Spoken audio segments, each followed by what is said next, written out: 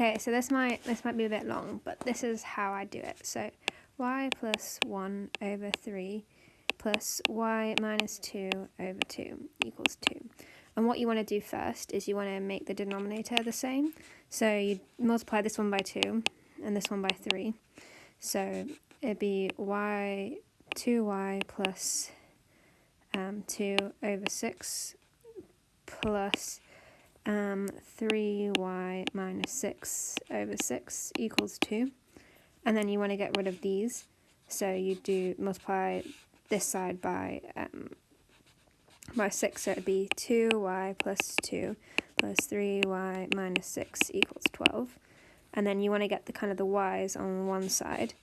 So it would be 5y plus 2 minus 6 equals 12, and then you'd get that to the other side. So 5y minus 4 equals 12, and then you'd add that 4, so it'd be 5y equals 16, and then y equals 16 over 5.